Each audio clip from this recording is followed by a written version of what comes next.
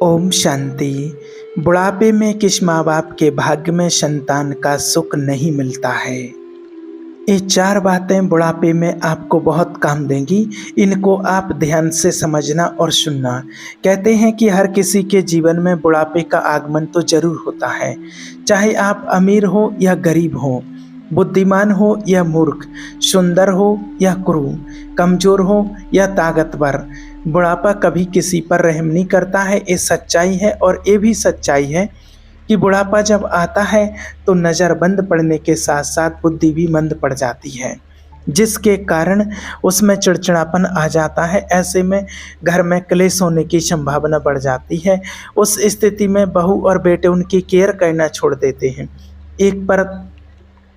एक तरफ तो बीमारियों से घिरा हुआ वो बूढ़ा शरीर, और दूसरी तरफ पर बहू और बेटे अगर ध्यान ना दें तो बुढ़ापा और ज़्यादा दुखदाई हो जाता है। अब सवाल ये है कि बुढ़ापे में हमें किन किन बातों को ध्यान रखना चाहिए जिनसे हमें बुढ़ापे में और कोई तकलीफ ना हो।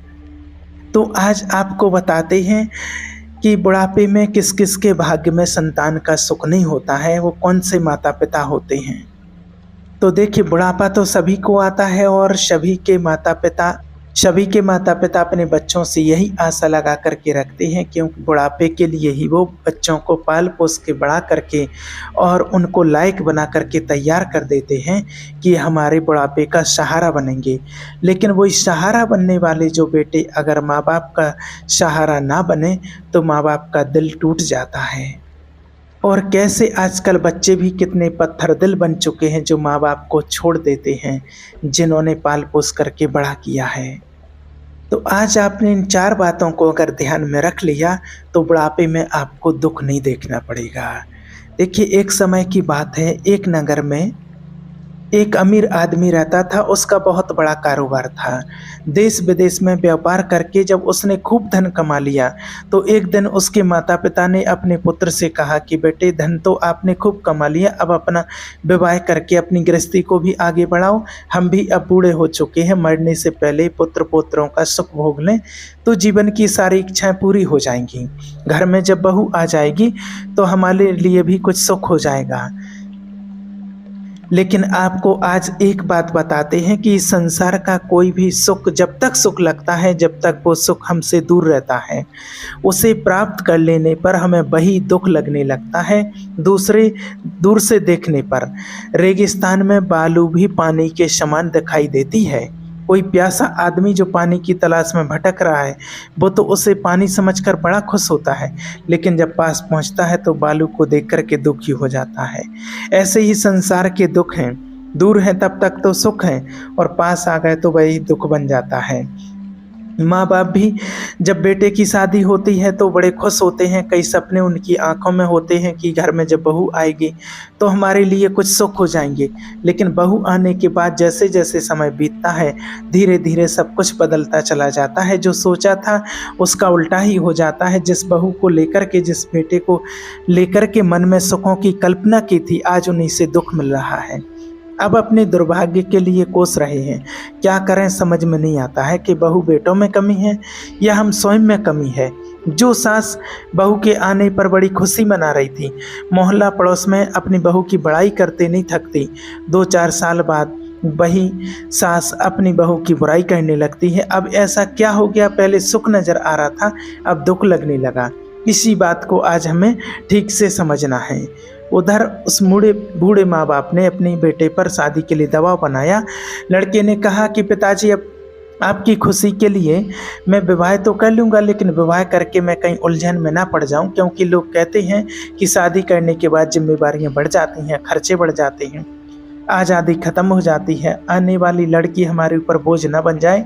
तब माँ बाप ने कहा, बेटा कैसी बातें करते हो, विवाह तो मनुष्य की ज़रूरत है। शादी के बाद संतान की उत्पत्ति होती है और संतान से ही वंश आगे चलता है। पुत्र से ही पिता का मोक्ष होता है।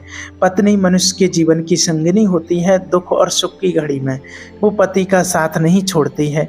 जिंदगी में जब जब विपत्ति आती है तब पत्नी ही पुरुष की हिम्मत बनती है, उसे कई गलत रास्तों पर चलने से रोकती है। उसके आने से घर में कुछ सहूलियत हो जाती है। घर पूर्ण रूप से घर तभी बनता है जब घर में स्त्री का आगमन होता है। माता पिता के बहुत समझाने पर लड़का विवाह करने के लिए राजी हो गया। माँ बाप ने उसे एक अच्छी सी लड़की देख करके विवाह करा दिया। सुंदर और संस्कारी पत्नी को पाकर लड़का भी बहुत खुश हुआ और उसके माता पिता भी बड़े प्रसन्न रहने लगे।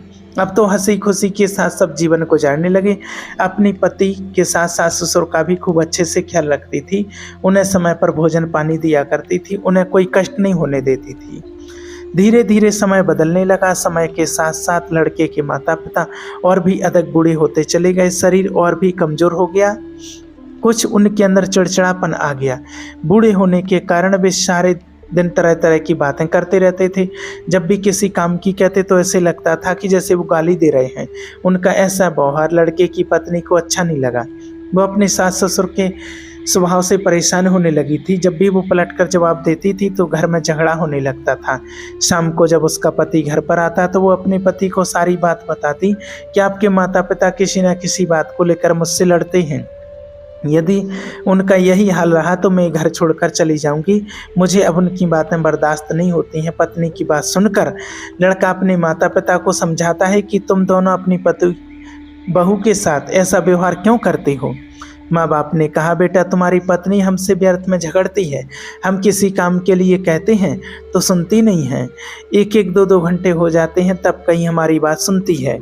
लड़का कहने लगा, मैं उसको समझाऊंगा। और वो जब माँ बाप की सुनता था तो वो पत्नी पर आरोप लगाते थे और पत्नी की सुनता था तो माँ बाप पर आरोप लगाते थे। अब वो लड़का बड़ा परेशान हो चुका था, आखिर किसको समझाएं। रोज रोज के झगड़े से उसकी पत्नी भी तंग आ चुकी थी। कुछ दिन तक तो वो अपने सास ससुर के व्यवहार को बर्दाश्त करती रही, लेकिन जब उससे बर्दाश्त नहीं हुआ तो अपने माता पिता के घर रूठ करके चली गई। अपनी पुत्री को जब उधर पिता ने देखा कि वो अपनी ससुराल से अकेली आई है तो पिता समझ गया कि मेरी बेटी जरूर ससुराल से लड़ झगड़ करके आई होगी। उन्होंने पूछा, बेटी क्या बात है, तुम दामाद जी के साथ क्यों नहीं आई, अकेले आने का कारण क्या है। तो लड़की ने सारी बात अपने माँ बाप को सुनाई और बोली, पिताजी अब मैंने फैसला कर लिया है कि जब तक मेरे बूढ़े सास ससुर उस घर में रहेंगे तब तक मैं ससुराल नहीं जाऊंगी। रोज रोज के कलह कले से मेरा जीवन नरक बन गया है। वहाँ रहकर मेरा दम घुटता है, ना मैं मर पा रही हूँ न जी पा रही हूँ, इसीलिए मैं अब वहाँ नहीं जाऊंगी। बेटी की बात को सुनने के बाद उसके माता पिता ने कहा, बेटी तुम आ गई तो कोई बात नहीं, ये तुम्हारा ही घर है, आराम से रहो। परंतु हम जानते हैं कि किसी भी लड़की का अपने पिता के घर में गुजारा नहीं होता है।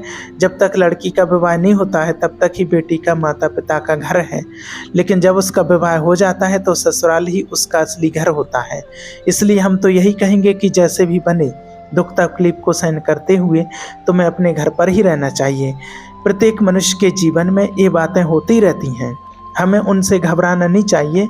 यदि तुम अपने सास ससुर से परेशान होकर आई हो तो बेटी मेरी एक बात ध्यान से सुनो, वे बूढ़े हो चले हैं। समय से और समय के साथ उनकी सोचने समझने की शक्ति भी कम हो गई होगी, तो तुम्हें उनकी बातों को सहन करना चाहिए। बूढ़े लोग कुछ भी कह सकते हैं, उनकी बातों पर तुम्हें ध्यान नहीं देना चाहिए। लड़की कहने लगी, पिताजी आपकी बात से मैं सहमत हूँ, लेकिन कहाँ तक बर्दाश्त करूँ। बर्दाश्त करने की भी कोई सीमा होती है। यदि वे लोग मुझसे समय पर भोजन मांगते हैं, समय पर किसी कार्य की कहते हैं और मैं नहीं करती हूँ तो मेरी गलती है। मैं उनका हर काम समय पर करती हूँ, फिर भी वे लोग मुझे बड़ा भला बोलते हैं और मुझे तरह तरह के ताने देकर प्रताड़ित करते हैं। यही नहीं, मेरे बारे में लोगों से तरह तरह की बातें करते हैं और लोगों से कहते हैं कि हमारे घर में जो बहू आई है उसका चाल चलन ठीक नहीं है। हमारा लड़का इतना अच्छा कमाता है फिर भी हमारी बहू हमें खाने को नहीं देती है। इस तरह मेरी बातें गांव में और मेरे पकाए हुए खाने पर नुक्स निकालते रहते हैं। लोगों से कहते हैं हमारी बहू को तो खाना बना नहीं आता, वो हम लोगों को समय पर भोजन नहीं देती, इसलिए हम दोनों समय से पहले ही बूढ़े हो गए हैं और उनकी बातों का गाँव वाले भी विश्वास कर लेते हैं। अब ऐसे में आप ही बताइए कि मैं उन्हें भोजन क्यों नहीं दूंगी, मैं भला उन्हें क्यों मारूंगी। जब अपनी बेटी की बातें वो पिता सुनता है तो उसे अपनी बेटी की बातों को सुनकर बड़ा ही दुख होता है और अपनी बेटी से कहता है, पुत्री तुम चिंता मत करो, इस बारे में मैं तुम्हारी ससुराल जाकर तुम्हारे सास ससुर और तुम्हारे पति से बात करूंगा, उनसे पूछूंगा कि आखिर वे लोग तुम्हारे साथ ऐसा व्यवहार क्यों करते हैं। अगले दिन लड़की के माता पिता अपनी बेटी को लेकर ससुराल जाते हैं। ससुराल पहुंचकर उन्हें उनके दामाद तो नहीं मिलते, लेकिन सास ससुर घर पर ही थे। लड़की के माता पिता दोनों को इस बात को रखते हैं, लेकिन वे लोग बूढ़े हो चुके थे, उनके अंदर समझदारी नाम की कोई चीज़ नहीं बची थी।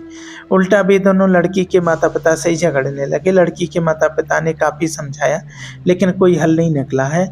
जब बातचीत से कोई हल नहीं निकला तो लड़की के माता पिता उदासपन से अपनी बेटी को लेकर वापस लौटने लगे। और जब वो वापस लौट रहे थे तब वो रास्ते में उन्हें लौटते वक्त एक संत महात्मा उन्हें दिखाई दिए, जो उनके हाथ में कमंडल था, उनकी सफ़ेद लंबी दाढ़ी थी। जब लड़की के माता पिता उस व्यक्ति के पास पहुंचते हैं तो उन्हें मालूम पड़ता है कि वो महात्मा बहुत ही पहुँचे हुए सिद्ध महात्मा हैं। लड़की के माँ बाप ने महात्मा जी को प्रणाम किया और उनके चरणों के पास बैठ गए। जब साधु महाराज ने पूछा, पुत्र तुम्हारी क्या परेशानी है, तो लड़की का पिता कहने लगा, महाराज मैं बड़ा उलझन में फंसा हुआ हूँ, मेरी कुछ समझ में नहीं आ रहा है कि मुझे क्या करना चाहिए। तब साधु महाराज कहते कि हे बच्चा, तुम्हें जो भी परेशानी है उससे मुझे साफ साफ बताओ, मैं तुम्हारी परेशानी का कोई ना कोई समाधान जरूर कर दूंगा। तो लड़की का पिता कहता है, हे गुरुदेव, कुछ साल पहले मैंने अपनी बेटी की शादी इसी गाँव में की थी। लोग की बहुत अमीर हैं। जिस लड़के से हमने अपनी पुत्री का विवाह किया था वो लड़का तो ठीक है, लेकिन उसके माता पिता कुछ ठीक नहीं है। वे बूढ़े हो चुके हैं और बूढ़े होने के कारण रोज़ मेरी बेटी को तंग किया करते हैं। मेरी बेटी के बारे में गांव वालों से उल्टी सीधी बातें करते हैं, जिसके कारण मेरी बेटी अपनी ससुराल छोड़कर मेरे पास लौट आई और मेरे पास रहने की जिद करने लगी। अब आप ही बताइए कि कोई पिता अपनी शादीशुदा पुत्री का जीवन कैसे काट सकता है। लड़की के पिता की ऐसी बातें सुनकर सन्यासी कहने लगे कि अगर ऐसी बात है तो तुम मुझे उनके पास ले चलो, मैं उन्हें कुछ शिक्षा दूंगा, कुछ बातें बताऊंगा। यदि वो मेरी बताई हुई बातों को समझ जाएंगे, उन्हें अपने जीवन में उतार लेंगे, तो आपकी बेटी हमेशा खुश रहेगी। वे कभी आपकी बेटी से लड़ाई झगड़ा नहीं करेंगे, स्वयं ही प्रसन्न रहेंगे और आपकी बेटी भी खुश रहेगी। अब तो लड़की के माता पिता ने उन महात्मा जी को अपने साथ लिया और अपनी बेटी की ससुराल में पहुंच गए। लड़की के माता पिता को साधु ने दरवाजे पर रुकने को कहा और स्वयं अंदर प्रवेश कर गया। और घर के अंदर दोनों लड़की के सास ससुर बैठे हुए थे। उधर जब लड़की के सास ससुर ने साधु महाराज को देखा तो दोनों उठकर खड़े हो गए और साधु महाराज को बैठने के लिए आसन दिया। फिर उस लड़के के माता पिता ने उस महात्मा जी से खाने पीने के बारे में पूछा। साधु महाराज ने कहा, मैं आप लोगों के घर पर जी भर के खाना खाऊंगा, लेकिन उससे पहले तुम्हें मेरा एक काम करना होगा। सन्यासी की बात सुनकर दोनों बुजुर्ग व्यक्ति कहने लगे, आपकी सभी बातें हम मानने को तैयार हैं, पहले आप भोजन कर लीजिए। महात्मा जी ने कहा, नहीं, पहले तुम मेरी बातों को ध्यान से सुनो, उसके बाद ही आप अपने घर का भोजन मुझे कराना। उसके बाद साधु महाराज कहने लगे कि मैंने सुना है कि आप बूढ़े हो चुके हैं और बूढ़े होने के कारण आपको लोग परेशान करते हैं, घर में आपकी बहू भी बहुत परेशान करती है। साधु महाराज की एक बात सुनकर दोनों पति पत्नी कहने लगे, हे गुरुदेव, आपने ठीक सुना है, हम दोनों तो बूढ़े हो चुके हैं और हमारी बहू हमारी कदर नहीं करती है, वो हमेशा हमें परेशान करती रहती है। उसे पता नहीं है जैसे आज हम बूढ़े हुए हैं वैसे ही कुछ समय बाद उस पर भी बुढ़ापा आएगा, और ये सब कुछ जानते हुए भी वो हम दोनों को बहुत परेशान करती है। तब साधु महाराज कहते हैं कि तुम चिंता मत करो, तुम्हारी समस्त परेशानियों को मिटा दूंगा, लेकिन उसके लिए तुम्हें मेरी कुछ बातें माननी होंगी। अगर तुमने मेरी बातें मान ली, उन्हें अपने जीवन में उतार लिया, तो फिर देखना आपके दिन कितने सुख से कटते हैं। मैं आपको आपके सुखी जीवन के लिए बातें बता रहा हूँ, जिससे आप अपने जीवन में अपना करके खुश रह सकते हैं। कभी आपकी बहू बेटा आपको परेशान नहीं करेगा। तो इतना कहने के बाद महात्मा जी ने उन बुजुर्गों को उपदेश देना शुरू किया। उन्होंने सबसे पहली बात बताई कि आपको हमेशा मेरी ये बात ध्यान में रखनी होगी कि बोलते समय अपनी बातों पर ध्यान दें, अपनी वाणी पर ध्यान दें। सबसे पहली बात आप सभी के लिए, हम सभी के लिए ये है कि जब हम बोलते हैं तो बोलते वक्त अपने शब्दों पर, अपनी वाणी पर ध्यान दें। हमारी वाणी में इतनी शक्ति है कि आप अपनी वाणी से किसी का दिल जीत सकते हैं और किसी को भी चोट पहुंचा सकते हैं, इसलिए अपनी वाणी पर ध्यान देना होगा। मान लो अगर आप मेरे से बात कर रहे हैं और बात करने का तरीका ठीक नहीं है, तो मैं आपसे नाराज़ होकर के चला जाऊँगा, चली जाऊँगी, मैं आपसे जुड़ नहीं पाऊंगा, कुछ बता नहीं पाऊंगा। मैं आपको ये बताना चाहता हूं कि आप अपनी वाणी को सोच समझकर बोलिए और अपनी वाणी में मधुरता लाइए, क्योंकि विद्वान लोग कहते हैं कि जिस वाणी में मिठास नहीं वो वाणी विष के समान होती है। अगर आपको पता है कि आपकी वाणी विष उगलती है तो बोलने से अच्छा है कि आप मौन ही रहें तो अच्छा होगा, और कोई बात बोलें तो उससे पहले उस बात को बोलने पर विचार कर लेना चाहिए कि मैं जो बोल रहा हूँ वो अगले व्यक्ति को कैसी लगेगी, उससे नुकसान तो नहीं पहुँचाएगी, मेरी इन बातों से सामने वाले को क्या फ़ायदा होगा। यही सब सोच करके अपनी बातें दूसरों के सामने परोसना चाहिए। मैं जानता हूँ कि मनुष्य जब बूढ़ा हो जाता है तो इंसान के शरीर में तरह तरह की बीमारियां आ जाती हैं। उसे लगता है कि मैं ठीक बोलता हूँ, लेकिन सामने वाले को उसकी बातें हमेशा चोट पहुँचाती हैं। इसीलिए जब भी बोलें सोच समझ करके ही बोलें। उन दोनों ने साधु महाराज की बात को सुना और कहने लगे कि ठीक है, हम आज से आपकी बात का पालन करेंगे, जब भी कुछ बात कहेंगे तो सोच समझ करके कहेंगे। तो साधु महाराज दूसरी बात बताते हैं। दूसरी बात यह है कि हमें कोई चीज़ मांगनी है तो हमें उचित समय पर मांगनी चाहिए। हमें दूसरे के समय और परिस्थिति को समझकर चलना चाहिए। मान लीजिए अगर आपको भूख लगी है और उस समय बहू आपकी खाना बना रही है और उस समय आपने भोजन मांग लिया, तो वो भोजन कहाँ से दे पाए, क्योंकि उस समय तो भोजन तैयार नहीं हो पाया है। अब आप चिल्लाते रहोगे तो उधर बहू को भी सुनकर गुस्सा आएगा और आपको भी समय पर भोजन नहीं मिल पाएगा, फिर दोनों के बीच झगड़ा होगा। तो हमें ये सोच करके कुछ चीज़ मांगनी चाहिए कि जिस समय हम मांग रहे हैं वो समय उपलब्ध है या नहीं है, या सामने वाला वो चीज़ वस्तु देने के लिए तैयार है या नहीं है। अब मान लीजिए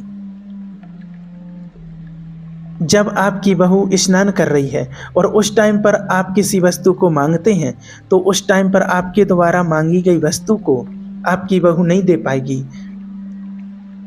अब यदि वो स्नान ध्यान करने के बाद वो वस्तु पहुंचाती है तो आपको बड़ा बुरा लगेगा कि मैंने जब मांगा तो नहीं दिया, इतनी देर बाद आई है, अब तो ये मेरी बातों को अनसुना करती है। यही सब बातें सोच सोच करके आपको क्रोध आएगा और घर में तकरार होना शुरू हो जाएगी। आपको ये समझना होगा कि बुढ़ापे में और जवानी में अंतर होता है। जवानी में हम दूसरों के लिए कमाते हैं, इसलिए दूसरों पर भी हमारा अधिकार होता है। जवानी में हम अपने आप में होते हैं, सामर्थ्यवान होते हैं। जवानी में हम जो चीज़ चाहें वो स्वयं पा सकते हैं, लेकिन बुढ़ापे में हम दूसरों के सहारे हो जाते हैं और दूसरा व्यक्ति पहले अपना काम करता है, बाद में आपकी सुनता है। यदि कोई काम में कोई व्यस्त है तो उसके काम में ही वो अपनी वस्तु ला करके आपको देगा। इसीलिए दूसरी बात यह है कि आपको हमेशा धैर्य बनाकर रखना चाहिए।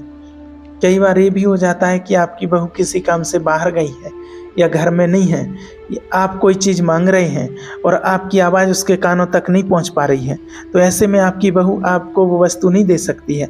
कई बार उसकी तबीयत खराब है और तबीयत खराब होने पर भी आपके मांगने पर वो तुरंत आपके पास वो वस्तु नहीं ला सकती है। ऐसे में आपको अपनी उस बात को लेकर के आपको कभी नाराज़ नहीं होना चाहिए। आप कहोगे कि आपकी बहू आपकी बातों को सुनती ही नहीं है, वो भला कैसे सुनेगी। बीमार व्यक्ति एकदम से कोई काम नहीं कर सकता है।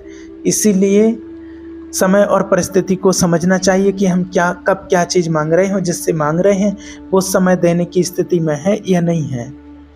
तो महात्मा जी की दूसरी बात उन बुजुर्ग दंपत्ति ने बड़े ध्यान से सुनी और कहा, महाराज आज से हम ये भी बात ध्यान रखेंगे, हम जब भी कोई चीज़ मांगेंगे तो पहले देख लेंगे कि हमारी बहू वो वस्तु देने की स्थिति में है या नहीं है।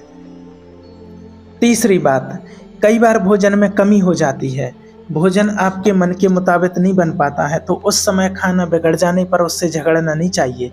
मान लो आपकी बहू खाना बना रही है और उसका ध्यान कहीं और चला गया, क्योंकि घर गृहस्थी में बहुत सारे काम होते हैं। ऐसे में खाना बनाते समय नमक कम या ज़्यादा, मिर्ची कम या ज़्यादा हो सकती है, रोटी जल भी सकती है, और उसने वही भोजन आपके आगे परोस दिया और आपने उस भोजन को चखा और भोजन चखते ही आप मुँह बनाने लगे और कहने लगी कि भोजन में तो स्वाद ही नहीं है। तरह तरह के नुक्स लगाने लगे कि तरह तरह के नुक्स निकाल करके कि भोजन में ये कमी है, सब्जी में ये कमी है।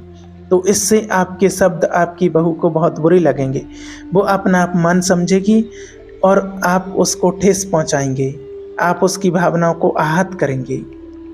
देखिए, गलतियां तो सबसे हो जाती हैं। जब आप जवान थे तो भोजन बनाते समय आपसे भी भूल हुई होगी, तो क्या आपके माता पिता ने आपके साथ ऐसा ही व्यवहार किया था? मान लीजिए अगर आपके माता पिता ने आपका ऐसा व्यवहार किया होगा तो उस समय आपको कैसा लगा होगा? इसलिए हमें दूसरे की काम में कमी निकालने से बचना चाहिए, चाहे कोई स्त्री हो या पुरुष हो। गलतियां तो सभी से होती हैं। और अपनी बहू को बताना चाहिए कि बेटी भोजन में एक कमी है, आगे से स्वाद का ध्यान रखना आदि। ये बात आप प्रेम से बताओगे तो उस चीज़ पर गौर करेगी और आपके शब्दों से उसे पीड़ा भी नहीं होगी। वो सोचेगी कि हमारे सास ससुर तो बहुत अच्छे हैं कि हमें कोई बात है तो प्रेम से समझा देते हैं। यदि उसके भोजन में आप रोज़ कमियां ही ढूंढते हैं कि इस चीज़ में कमी है, उस चीज़ में कमी है, जिससे उसे बहुत तकलीफ होती होगी। और आपका ऐसा कहने से घर में ऐसी कलह ही मची रहती है। अगर कभी भोजन बिगड़ भी जाए तो आपको सह लेना चाहिए और प्यार से फिर बहू को समझाना चाहिए कि आपकी बातों का बुरा भी नहीं मानेगी वो, और उस बात की वो आगे से ध्यान भी रखेंगी। अब महात्मा जी की तीसरी बात सुनकर वो दोनों बुजुर्ग दंपत्ति कहने लगे कि साधु महाराज, हमने आपकी तीसरी बात की भी समझ ली है, अब आगे से हम ध्यान रखेंगे। तब महात्मा जी बोले, उन लोगों को चौथी बात बताते। चौथी बात यह है कि हमें अपने परिवार के हालातों के बारे में कभी दूसरों को नहीं बताना चाहिए। मान लीजिए आपके परिवार में पैसे की कमी है, आपके परिवार में लड़ाई झगड़ा होता है, किसी बात को लेकर के लड़ाई झगड़ा हो गया, आपकी बहू अच्छी नहीं है, वो अच्छा खाना नहीं बनाती है, वो आपका कहना नहीं मानती है, या फिर घर परिवार में किसी प्रकार की कोई समस्या चल रही है और आप उस समस्या को दूसरे लोगों को बताते हैं, तो आपका ऐसा कहना बिल्कुल भी ठीक नहीं है। क्योंकि बाहर वालों को जब तुम अपने घर की बात बताते हो तो उस समय तो वो दिखाने के लिए तो आपके साथ हमदर्दी भी दिखाते हैं, लेकिन तुम्हारे जाने के बाद वही लोग तुम्हारी हंसी उड़ाते हैं और एक की चार बातें बना देते हैं और तुम्हारे मित्रों से कह देते हैं, जिससे घर में और क्लेश बढ़ जाता है। निरंतर ऐसा करने से आप बहू बेटों की नज़रों में गिर जाते हो। इसलिए दूसरों को अपने घर की समस्या कभी नहीं बतानी चाहिए, इससे आपके घर में समस्या बढ़ेगी, कमेगी नहीं। इसलिए हमेशा ध्यान रखना, अपने घर की बात बाहर वालों को कभी नहीं बताना चाहिए। कई बार जब आपके घर का झगड़ा दूसरे के कानों में पहुंच जाता है, बाहर वालों को पता लग जाता है, तो फिर भी वो उस मौके का फ़ायदा उठा करके आपके ही घर को बर्बाद कर देते हैं, मौके का फ़ायदा उठाते हैं। महात्मा जी की चौथी बात वे दोनों बुजुर्ग दंपत्ति भली भांति समझ गए थे। कहने लगे, महाराज, हम आज से आपकी इन बातों को बड़ी अच्छी तरह से पालन करेंगे। हमसे बड़ी भूल हो गई है। हम लोग तो अपने घर के बारे में, अपने पैसों के बारे में, अपनी बहू बेटों के बारे में ये बात मोहल्ला पड़ोस में बता देते। हमसे गलती हो गई है, ये हमने ठीक नहीं किया। अक्सर हमने गुस्से में अपने गांव में ये बात कही कि हमारी बहू ठीक नहीं है, हमारे घर के हालात ठीक नहीं हैं, हम लोग बहुत परेशान रहते हैं, हमें कभी अपनी बहू भोजन पानी टाइम पर नहीं देती, हमारी बहू अच्छी नहीं है। इस बात को तो हमने पूरे गांव में फैला दिया है। तो महात्मा जी बोले, यही बातें तो तुम्हारे दुख का कारण है। अगर आप अपनी बातों को पूरे गांव में फैला दोगे तो एक न एक दिन तुम अपने ऊपर वो परिस्थिति आ जाएंगी जिनसे आपको दुखी रहना पड़ेगा। इसलिए आप कहना मानो, आज के बाद अपनी घर की बातें दूसरों के सामने साझा मत करो और जो बातें आपको बताई हैं उन्हें अपने जीवन में पालन करो। ये आपके बुढ़ापे में बहुत काम आएंगी। जो व्यक्ति इन चार बातों को अपने जीवन में अपनाता है, उसके जीवन में कभी दुख तकलीफ नहीं आती है और हमेशा वो अपने जीवन में खुश रहता है। उसके जीवन में सदैव सुख शांति बनी रहती है, उसके परिवार में कोई विपत्ति नहीं आती है। उसके बहू और बेटा बुढ़ापे में अपने सास ससुर की, अपने माता पिता की खूब केयर करते हैं, उनकी इज्जत करते हैं, उनके दुख सुख का ख्याल रखते हैं। इस प्रकार से साधु महाराज ने चार बातें बताई और वो कहने लगे कि महाराज, आपकी इन चारों बातों को हम भली भांति याद रखेंगे और इनका पालन भी करेंगे। अब तो आप भोजन कर लीजिए। साधु महाराज कहते हैं, अभी मेरी बात खत्म नहीं हुई है। मेरी बात तब खत्म होगी जब आपकी बहू और बेटे मेरे सामने होंगे, क्योंकि उन्हें भी मुझे कुछ शिक्षा देनी है। कुछ बातें मुझे उनसे भी कहनी है, क्योंकि ताली कभी एक हाथ से नहीं बजती है। पहले आप अपने बहू और बेटे को बुलाइए, उसके बाद ही हम भोजन करेंगे। वे दोनों बुजुर्ग अपने बेटा और बहू को बुलाते हैं। बेटा बहू उनको प्रणाम करके और वो साधु की बातों को सुनने लगते हैं। साधु महाराज कहते हैं, आप लोग भी कुछ बातें सुनो जो आपके जीवन में बहुत काम में आएंगी। इतना कहकर उन दोनों को साधु महाराज कहने लगी कि बेटी, ध्यान रहे, कोई भी व्यक्ति नौजवान होता है तो उसके अंदर तरह तरह की शक्तियाँ होती हैं। वो हमेशा खेलता है, दौड़ता है, अपनी शक्ति से असंभव कार्य को भी कर सकता है। वो उस समय बहुत ज़्यादा बुद्धिमान हो जाता है, लेकिन उसे याद रखना चाहिए कि यदि उसके घर में उसके बुजुर्ग माता पिता हैं और उन्होंने उससे कुछ कह दिया है या उन्होंने कोई ऐसी बात कह दी है जिसे सुनकर आपको बुरा लगा है, तो जवान बच्चों को समझना चाहिए कि अब बूढ़े हो चुके हैं। बूढ़े होने के कारण उनकी जुबान फिसल जाती है और जवानी की अपेक्षा बुढ़ापे में दिमाग थोड़ा कम चलता है और उन्हें खुद पता नहीं होता है कि वो क्या बोल रहे हैं और क्या बोलना चाहिए। उनकी इन बातों को लेकर के कभी चिंता नहीं करना चाहिए और ये भी ध्यान रखना चाहिए कि बूढ़े लोग हैं, ये कुछ भी बोल सकते हैं। इनकी बातों पर जो भी ध्यान देता है वो हमेशा परेशान रहता है, उसकी पत्नी भी परेशान रहती है, उसके परिवार वाले भी परेशान रहते, क्योंकि बुढ़ापे में कोई भी इंसान कुछ भी बोल सकता है और कहीं भी आ जा सकता है। उसे खुद पता नहीं होता है कि मैं क्या बोल रहा हूँ और क्या कर रहा हूँ। दूसरी बात, ये आपके माता पिता हैं, आपके दिल को इन्होंने ठेस पहुंचाई, ऐसी बात बोल दी है या बिना बात के झगड़ा करने लगे या आपकी पत्नी से कोई बात बोल दी कि भोजन ठीक नहीं बना, तो आप लोगों को जवाब नहीं देना है, उनकी बातों को ध्यान से सुन लेना है। आपको सोचना है कि हमारी किसी गलती की वजह से भोजन में कोई गलती हुई है, कमी हुई है, तो पहले हमें उस कमी को सुधारना है। अगर भोजन बनाने में कमी नहीं रही है तो चुपचाप उनकी बातों को सहन कर लेना है, क्योंकि बुढ़ापे में वो कुछ भी कह सकते हैं और ऐसा भी नहीं है कि बुढ़ापे में हमेशा गलत बात ही बोलें।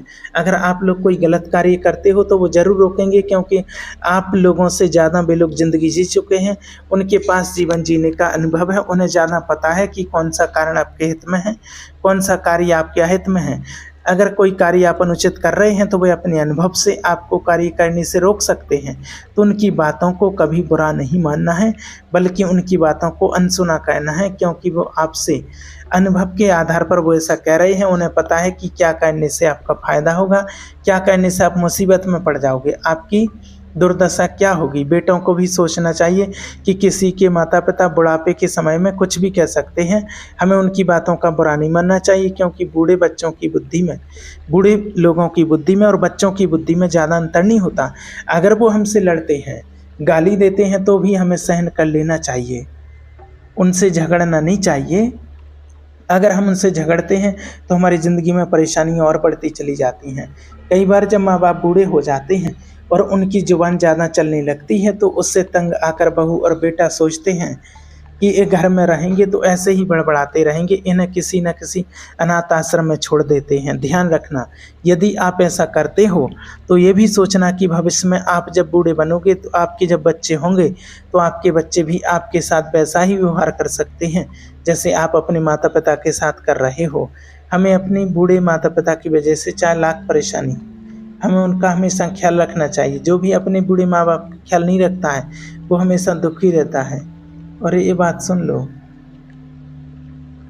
अगर माता पिता से कोई गलती हो गई, कोई भूल हो गई, उनसे कोई इतनी बड़ी गलती हो गई है जो नहीं होना चाहिए था, तो ऐसा नहीं है कि आप अपने माता पिता को उल्टा सीधा बोलने लगो। इसके विपरीत और आपको उन्हें समझाना चाहिए, उन्हें प्यार से कहना चाहिए कि आपने इतनी बड़ी गलती की है जिसके कारण हमें इतना नुकसान हो गया है। आगे से आप इस बात का ध्यान रखना कि ऐसी गलती फिर से ना होने पाए। अपने माता पिता को प्यार से समझाओ तो वे समझ जाएंगे। उन्हें मारना, पीटना, गाली देना ये बदतमीज़ी होगी। जो लोग ऐसा करते हैं, अपने माँ बाप को गालियाँ देते हैं, उन्हें मारते पीटते हैं, वो अपने जीवन में याद रखना एक दिन पूरी तरह से बर्बाद हो जाते हैं। बहुओं को ये सोचना चाहिए कि अपने सास ससुर कोई छोटी मोटी बात बहुओं से बोलते हैं, लेकिन बहुओं की आदत होती है कि वो छोटी सी बात को बड़ा चढ़ा करके अपने पति से बोलती हैं और अपने मायके में भी उन्हीं छोटी मोटी बातों को बड़ा चढ़ाकर अपने माता पिता को भड़काती हैं, जिससे अफवाह फैलती है और वो छोटी सी बात बड़ी समस्या का रूप ले लेती है। प्रत्येक बहू को इस बात का ध्यान रखना चाहिए कि वो अपने ससुराल की बात अपने मायके में जब तक ना बताएं तब तक भी वो बताने योग्य ना हो। इतना कहने के बाद साधु महात्मा वहाँ से चलने चाहते थे, लेकिन पति पत्नी जो बूढ़े हो चुके थे उन्होंने कहा, साधु महाराज आपको वो वादा तो याद है ना जो आते समय किया था। साधु महाराज कहने लगे कि हाँ, मेरे सामने आप लोग ये निश्चय किए दिए कि आपको आज के बाद आप अपने बच्चों को और बहू को कभी परेशान नहीं करेंगे। उन माता पिता ने कहा कि हाँ महाराज, हम वचन देते हैं आपकी बातों का अनुसरण करेंगे। उसके बाद साधु महाराज ने बेटा और बहू से कहा, वचन लिया कि आज के बाद वे भी अपनी तरफ से बूढ़े माँ बाप को कोई तकलीफ नहीं देंगे। यह वचन लेने के बाद साधु महाराज ने कहा कि पहले आप अपने वचन का पालन करो, जब तुम्हारे घर में सुख शांति आ जाएगी हम तभी तुम्हारे घर में भोजन करेंगे। इतना कहकर वो सिद्ध महात्मा खड़े होकर के अपनी कुटिया की ओर चले गए। लड़की के माता पिता ने भी अपनी लड़की से इजाज़त ली, वो अपने घर को लौटने लगे। जब लड़की के सास ससुर ने साधु के द्वारा बताई गई बातों को अपने जीवन में अपनाया तो उनके जीवन में सुख शांति रहने लगी। पहले जिस बहू का चेहरा देखते ही उन्हें चिढ़ होने लगती थी, अब वही बहू उन्हें संस्कारी बहू नजर आने लगी। बहू भी अब अपने सास ससुर का अच्छे से ख्याल रखने लगी। वो इस तरह से व्यवहार करने लगी कि जैसे वो उसके सास ससुर नहीं सगे माता पिता हों। और धीरे धीरे जब घर में शांति रहने लगी तो उसका पति भी प्रसन्न रहने लगा। इस तरह रहते रहते काफ़ी समय, बहुत अच्छे समय बीत रहा था। तो देखिए, कोई भी माँ बाप नहीं चाहते कि उसकी बेटी का घर बर्बाद हो। सभी यही चाहते हैं कि बच्ची खुशी से रहे। हर माँ बाप चाहते हैं कि उसकी बेटी का घर कभी भी टूट करके ना बिखरे, हर समय सुख शांति रहे। तो इन बातों को आप ध्यान रखना। ये बातें आपने समझ ली तो आपके घर में भी सुख शांति आ जाएगी। ओम शांति।